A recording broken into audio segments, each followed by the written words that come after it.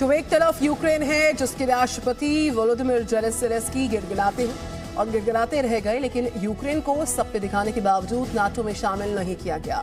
दूसरी तरफ स्वीडन और फिनलैंड को रूस की धमकी के बावजूद नाटो में शामिल करने की तैयारी हो रही है। और क्यों प्रधानमंत्री नरेंद्र मोदी रूस के इन दो दुश्मन देशों के प्रधानमंत्रियों से मुलाकात करने जा रहे हैं, क्या है इसके पीछे की वजह, दिखाएंगे आपको अपनी अगली खास रिपोर्ट में।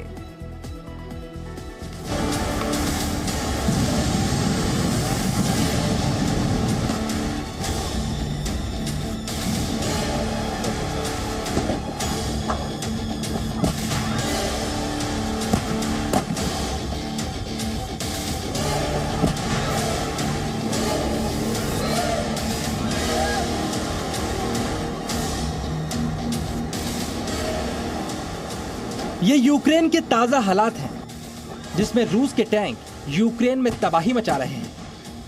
रूस के घातक लड़ाकू विमान यूक्रेन में बम बरसा रहे हैं और नतीजा यूक्रेन की तबाही के तौर पर सामने आ रहा है।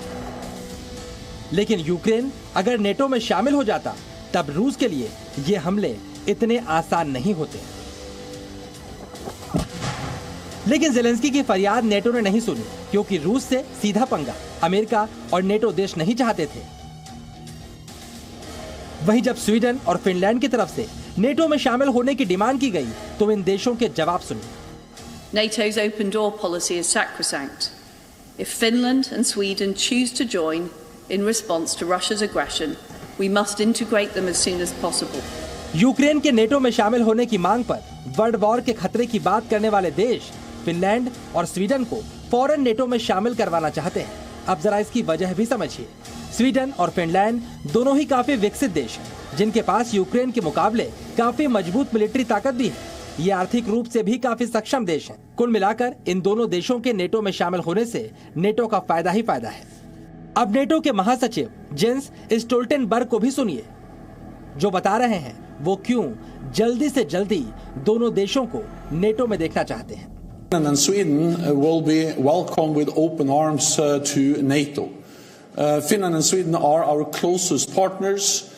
They are strong, mature democracies, EU members, and we have worked with Finland and Sweden for many years. We know that their armed forces meet NATO standards.